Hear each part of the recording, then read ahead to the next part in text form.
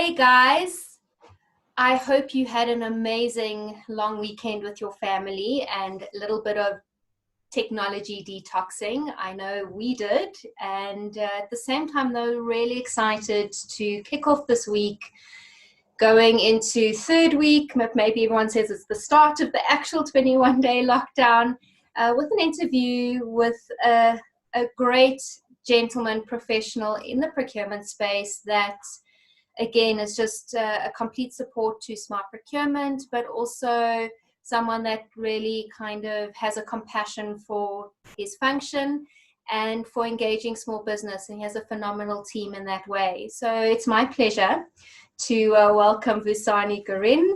He is the Regional Procurement Manager for BP, British Petroleum, in Sub-Saharan Africa, if I got that right. I'll get into trouble if I didn't. And he's offering some of his valuable time to just share with us what they've been through from a procurement perspective. I mean, BP is an international organization, and just, you know, what they found needed to be in place. It's really interesting. We chatted last week, and I invited him here to share with you because it's interesting to see what kind of things BP had in place prior to the lockdown, given that they have also been exposed to disasters, you know, whether it's an oil spill or whatever it may be. So just great to have you on board today and joining us, Vusani. And yeah, welcome. Thank you, Debbie. Thank you very much. Thanks for having me. Vusani, I'm going to kick off the conversation and then please absolutely share which way you'd like to. But one of the things we found particularly interesting is the way that BP has approached the need for business continuity, and you also looking to your suppliers that they needed to have that in place. And I think when you say business continuity, a lot of people have a very different ideas what that even means, and yet that's something from a small business to a multinational needed to have in place to be able to continue operating in such a scenario that we find ourselves. If you can tell us a bit more. Yes, so thank you. So yes, I think in the past month, we've had to learn a lot about business continuity plans and what response actually means beyond the acronyms and the terminology. So effectively what we had to do, and I think you alluded to it, because we have gone through certain times, so the Gulf of Mexico spill is an example, necessitated that the group itself has a lot of these risk mitigation kind of processes that are in place, but we never really test them to the level that is required. Because if you look at this current pandemic, if anybody says they had prepared for something like this, then they're certainly in the minority. So what we had to do is, of course, the first thing that we do is this stuff starts to get out of hand. We then ask suppliers, please give me your business continuity plan so that I know that if something goes wrong, we'll be able to operate. So of course, people will send you a whole reams and reams of paper or emails that will say, so we'll give people sanitizers, we'll give people masks, and so on and so forth. So we got that stuff. We thought, you know, we know what we have, but actually, in reality, business continuity is more than that. So how do we ensure that, as an example, BP, it's classified as an essential service because we need to carry on providing fuel, which means we need all our vendors, suppliers, and everybody to be able to operate at the same level as they were before a lockdown or before we had any of this stuff. So connectivity. Are you able to drive your vehicles? Do you have people that can drive? So drilling deeper into each one of our critical suppliers' actual business continuity plan and interrogating and actually having deeper conversations with them around, actually, do you know that if you can't buy tires because tire shops are closed, you won't be able to get your mechanic whose car breaks down? So have you thought about that scenario? You know, and things like that. So we did a lot of work in the first 2 or 3 weeks of the even just before, I think about a week or two just before the lockdown was announced, but also because before the lockdown, you could already pick up in the news that there is issues and even issues across the world. So we had to do a whole lot of that. And then on top of that, what we didn't anticipate, a lot of our suppliers or contractors also have contractors and subcontractors.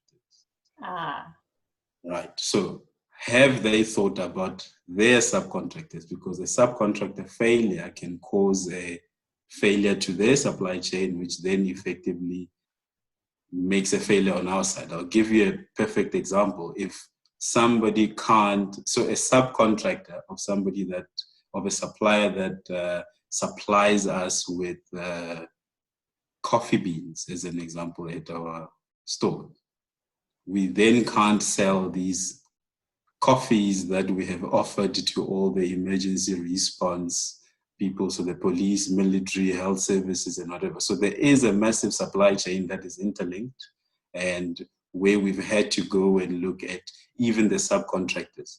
And it's from a perspective of being able to respond and also being able to have the financial capability to carry on supplying, because that's the other part. It's not just do you have people, but do you actually have the money to service us if we don't pay you upfront or we don't have better terms with you, etc. You know, so that was the one part. And then, of course, then there is a part about, even though we are essential services, we'll carry on running, but it's at a very drastically reduced demand, because everybody was sitting at home. We're not driving around, which means we're not selling fuel, but we have depots, we have trucks, we've got vendors that supply us trucks or logistic services, which we have to ramp down. A number of these contracts are probably on fixed terms and things like that. So you don't want to issue a force majeure because it's not necessarily appropriate, but sometimes it is. But at the same time, if you issue force majeure, you can't go half force majeure. So you've got to negotiate, because it's not that you don't need the service, you just need a reduced whatever. So we did a lot of that negotiation with many types of suppliers, whether it's in logistics, whether it's in the actual equipment and things like that, so that we could ensure that we carry on running. You know, and I think I mentioned the other one, which is about trying to mitigate failures of our own vendors, whether it's financially, whatever. So continue paying even retainer-based contracts where they're not doing work because they're SMMEs, because they need to survive some of this. Sometimes we had to improve the payment terms, so pay much earlier, which is very difficult because, like I said, we've got reduced demand. It doesn't mean we've got cash, because then we've got cash issues. So there is a balance around how we approach it, which types of suppliers we do this with, and to what extent. And of course, now the conversation is, as much as we thought lockdown finishes this Thursday, there's a 2-week extension. Is that the end of it? Probably not. You know, or it is, I don't know. You know, so what do we do beyond that? Because we also can't carry on putting stopgap mitigations in place, because we still need to look at it from a long-term perspective. So there is still a lot of that activity going on.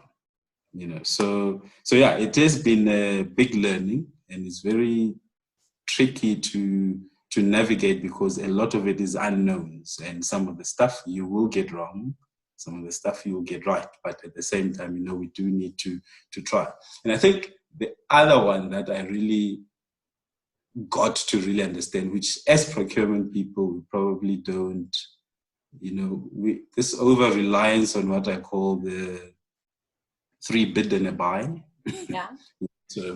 So right now is the perfect opportunity to squeeze everybody, right? You know, if you were to say, now I'm just interested in price, but this thing will end, and you need to be careful about the long-term effects of those type of things. Similarly, having conversations with suppliers around, look, if you're going to double your prices today, this thing will end in 2 months, 3 months, whatever it is. what are the long-term ramifications of what you do, because you've got to go into these partnerships, not It goes necessarily. both ways, absolutely. Yes. Yeah. You know, so what we would hate to have is BP causing suppliers to go under because of our practices. You know, we do know that there is businesses that are not going to survive, but we certainly don't want to be the cause of it.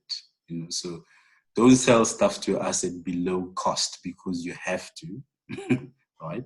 Rather, we have the conversation around how do we do it better, and we make sure that people are still profitable, we're still paying on time, we're paying on the appropriate payment terms, etc. Vusani, thank you so much. I just want to acknowledge on this platform that what you are doing for SMEs, and like you said, where you are still paying retainer maintenance contracts, even though they can't provide that service. You've improved your payment schedule, which in a large organization is not a quick thing to do. At the same time, you also have within BP your own staff and survival to look after. I mean, you're also sitting in a scenario where the oil prices not ideal, petrol price, and no one's driving anyway. So it's the dynamics for BP as an organization is exceptionally tricky. But I think what I wanted also just highlight on is how you talk about the partnership between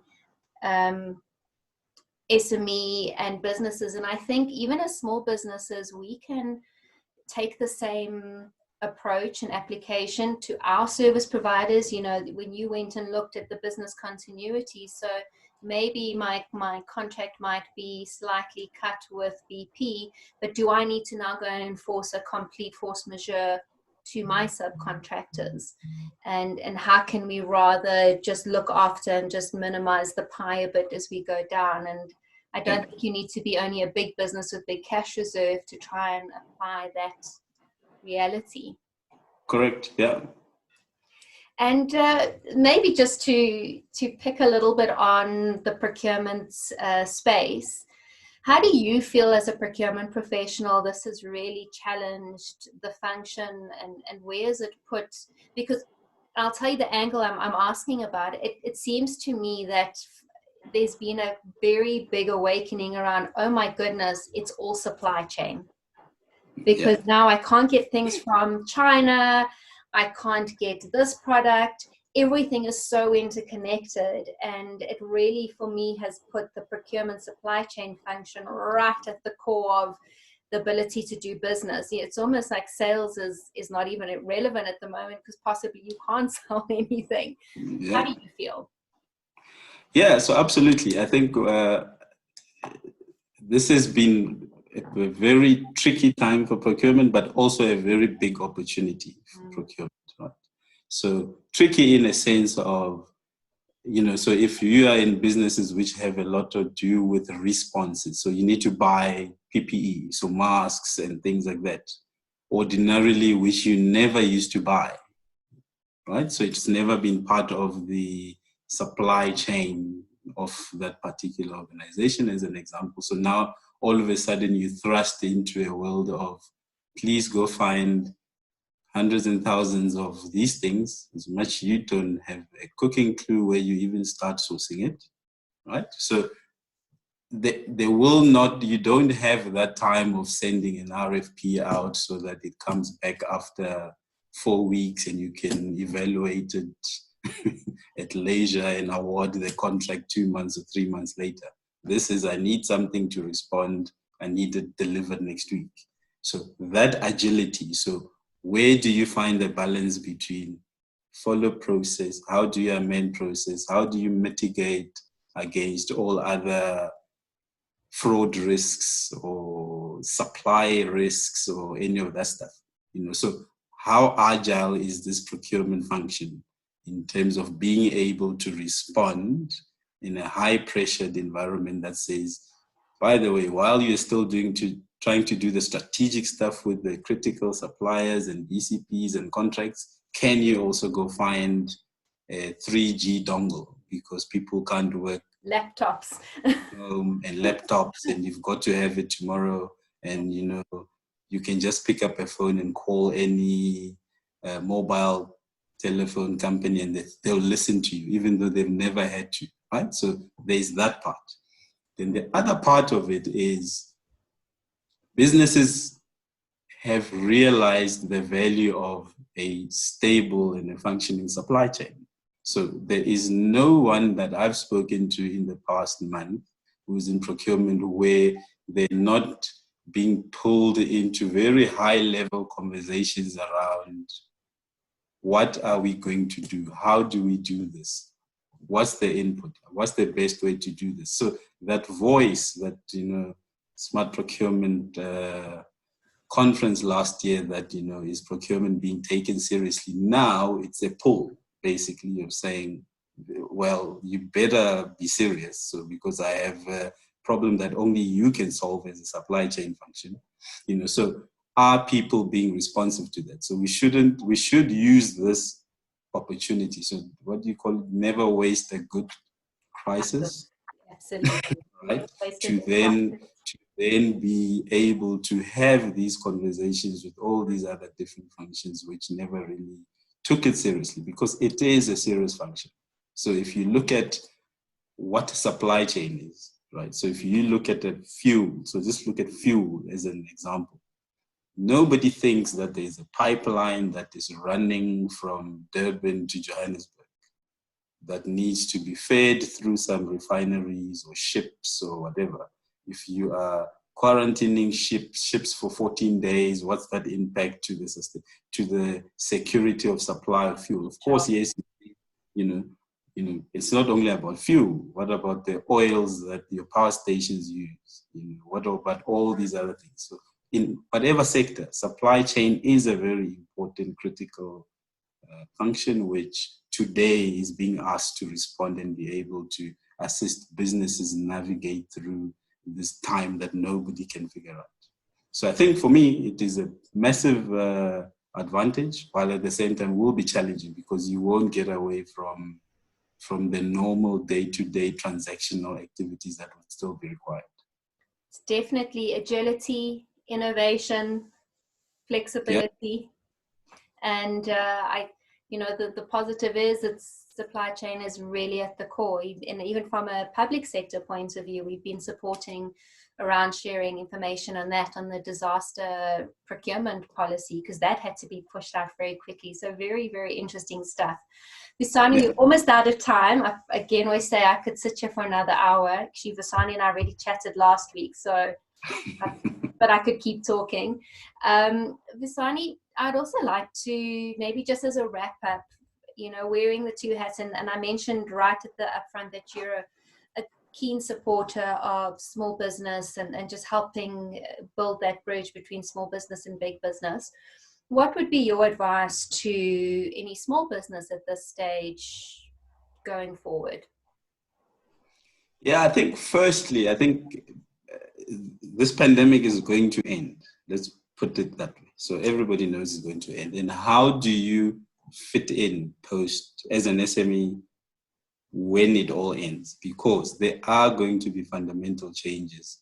So the way mobility patterns are going to change. So if you're a supplier to a BP or a Shell or a Total or whoever, there's going to be a fundamental shift around how they do business, because naturally, if there's massive changes in how people consume our products, there's going to be serious ways about how our own suppliers will need to change. So SMEs need to adapt to that new world. So if you are in the maintenance spaces or equipment spaces and so on, what are you doing? So you need to start looking at, I saw a presentation once about with robotics and AI, people fixing fridges using those types of technologies, remote type of diagnostics and resolution of issues at sites. Those types of businesses will start to be required, and that's how we will start to look at this stuff, right? But the problem we currently have is what I always call it, we have this middleman economy. which if you are that, if the core of your business is being a middleman, I don't think it is the most sustainable model going forward in the future, because, and this is why I'm trying to advocate for, we should be pushing SMEs towards manufacturing, heavy industry type of activities. And this COVID-19 thing has showed us that the whole world can't even make masks. But if you've touched a mask, that thing can be complicated to make, but they all come out of China. And if China has a problem, nobody has. So why is it that in South Africa, you've got nobody that can produce this stuff at scale? We can't produce our own compressors for fridges. We can't produce a whole lot of the stuff. And that's where I think energy needs to be put in, with suppliers that need to be supported to get into those spaces. You know, why is it that in South Africa we can't manufacture fuel pumps, fuel hoses, manholes, and stuff like that? I think for us to make this economy more self-sufficient, we need to be able to start supporting SMEs in those spaces around, because other than that, it's going to be a middleman. And if your OEM decides not to support you, or the client doesn't support you, they bypass you, you're not going to survive. You know? And unfortunately, the structure of our economy caused that, but we need to change it. And again, why are we wasting a good crisis? You know, that's what we should be doing. So can't we then start I truly hope that this almost forces, because of lack of supply, we ourselves are facilitating sort of local substitution. Obviously, pricing is a challenge, but we're trying to link local small business to big business that is trying to get things like masks. We also interviewed Vusani Proudly SA, who are doing this around the retail sector and FMCG.